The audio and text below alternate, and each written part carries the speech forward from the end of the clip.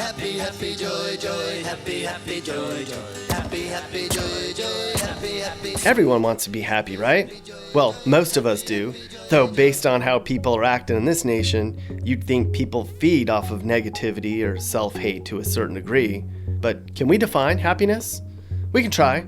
The internet defines happiness as a state of well-being or contentment. Okay, that's boring. Here's another definition that uses words such as feeling meaningful, worthwhile, and a deeper sense of meaning and purpose. The thing is, happiness is different for everyone though. Some people might never find happiness, and some people are never unhappy, especially a lot of the people in the cities we're going to talk about. I'm going to use some internet research to try to determine which cities in the US are happy. We'll be using data that assumes people are happy based on things people say make them happy, and the numbers take into account polling too. So put on a smile. We're going to get all touchy-feely with it and visit America's happiest places in 2020. They are happy. These people are so happy because they love where they live. If you live in a city that we'll visit, then you have a lot to give. So before we begin, another quick insight. Back in February of 2020, when everything was going fine with the economy and jobs and our health, polling indicated 90% of Americans were satisfied with their life and indeed happy. That was the all-time high going back to 2003. Then, post-health crisis, they polled people again in June of 2020, and this time only 14% of people said they were very happy. So you can see how fragile our happiness is in this nation, sadly. That said, let's begin our happy tour in Denver. Denver? Is Denver really happy? Apparently so, although the more you read comments and videos I've done in the past, all you see is Denver people complaining about how Denver isn't the same anymore, there's too many people, it's too liberal, etc. Maybe they should chill. I mean, look at this place. Denver gets just about more sunshine than any other place. And look how beautiful it is. Come on, haters, there's room for everyone. Anyways, the data indicates Denverites are all smiles about everything. They're regularly called the nation's healthiest city. Not that fat people aren't happy, but in terms of other metrics, Denver ranks as the best city to be a homeowner in, one of the best places to live in, it's 7th best for foodies, 5th best for dogs, and 2nd best for beer. Great food, awesome beer, and dogs everywhere? What else do you need to be happy? Nothing. Nothing at all. Now, we regularly diss California as being a place filled with people who are overworked, overtaxed, overcrowded, and overcrimed. But there's so many great places to live here, and thusly, tons of happy people. One of 2 cities from California to make this list is San Diego. This too is a beautiful city. In fact, it's been ranked as our most beautiful city with an amazing view of the ocean, tons of sunshine, and a very vibrant, clean, and safe downtown. Health-wise, San Diego's up there with Denver too. America's finest city ranks 8th in the country for well-being. Jobs-wise, San Diego is doing just fine, but its income metric is complicated. San Diego is the nation's 22nd richest when you measure income levels, but it's also the nation's 7th most expensive too. Interesting. The state of Utah regularly ranks as one of the best places to live in the nation, and Provo is supposedly the happiest place to live here. Home to BYU, it's also 82% Mormon here. A big part of this ranking is Provo's social index score, meaning Provoians have supportive relationships and a lot of love in their life. Aw. Are Mormons happy? Well, studies have shown religious people are the happiest, although that goes against what I'll discuss next. But the more you Google, eventually you'll find an answer. 2 studies showed that Mormons are happier than other religions. One of them said Mormons live far longer than other religions.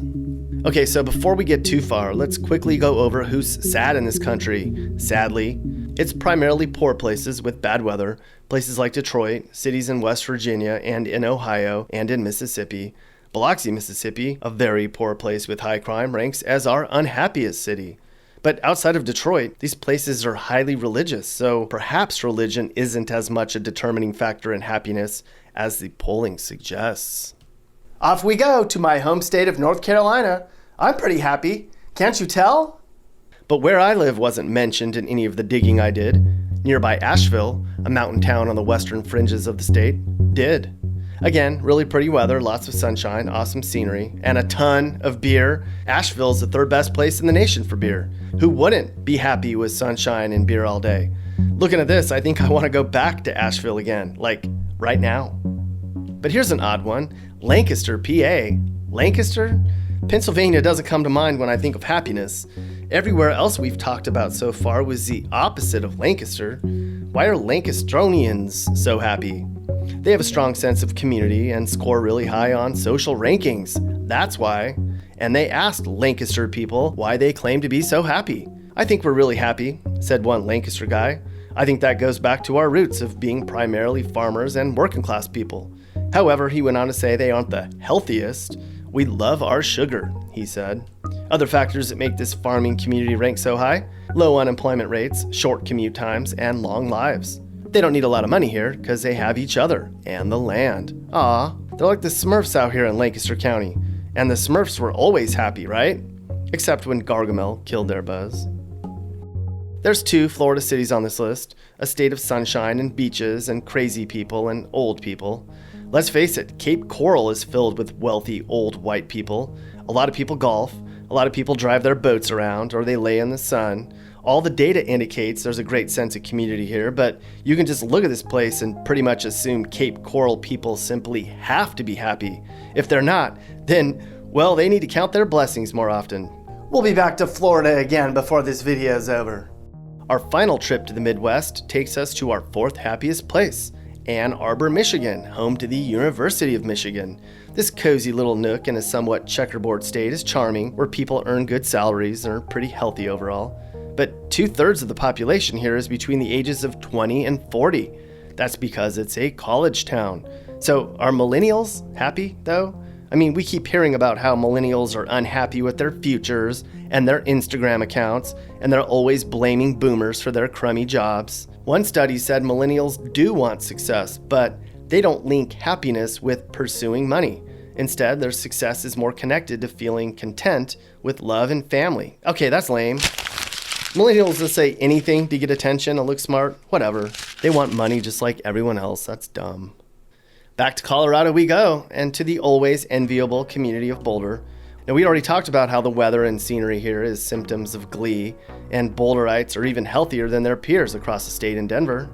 National Geographic called Boulder the happiest place in the nation one time, and I quote, "Bolstered by a sense of community, access to nature, sustainable urban development, and preservation of policies, and perhaps even the clean mountain air, Boulderites overwhelmingly feel active and productive every day," the article opines. Boulder's bike-friendly streets also contributed to this ranking. That makes sense. I hardly ever see anybody on a bike that doesn't have a smile on their face. Which city in the US isn't the happiest? Santa Rosa, California isn't. Santa Rosa? That's kind of random. I lived in California forever and I only drove through this place like twice. It's really pretty. It's sort of in the middle of California's famous Napa Valley. Nearby are wineries and rolling hills, and again, plenty of sunshine, and the ocean's a short drive away. I think we're seeing a theme here: sun, alcohol, water, and wealth. Speaking of sun, alcohol, water, and wealth, our happiest city in the nation is Naples, Florida. The old people? Of all the metrics measured, Naples scored off the charts. It wasn't even close. The only measurement Naples didn't score in the top 2 in was physical well-being, but Naples was 13th there. It was a clean, old sweep.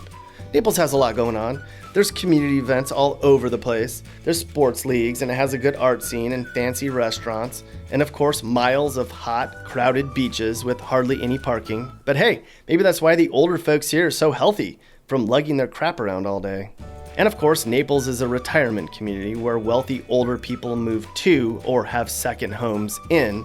Studies have shown that money does buy happiness, but only to a certain amount. Like up to $75K makes you happy, but anything more than that and your happiness levels wane. I disagree. This would make me very, very happy.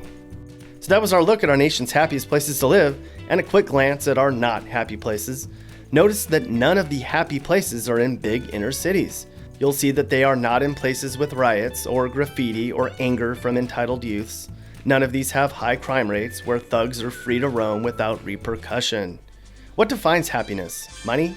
Success? feeling satisfied with work, or believing you're doing meaningful things? That's a lot of it. But based on what we saw, happiness comes from living in a place with community pride and connection, people. You gotta love your neighbors and be involved in your community, or you may not be happy. They are happy. These people are so happy 'cause they love where they live. If you live in a city that we went to, then you have a lot to give. You've got weather that makes for a great day. It's great there in so many ways. It's so safe there, and you shouldn't have a care to worry about your days. So smile and sing and show us that you know it. There couldn't be a better place. Every one of us needs to deserve this in the whole USA.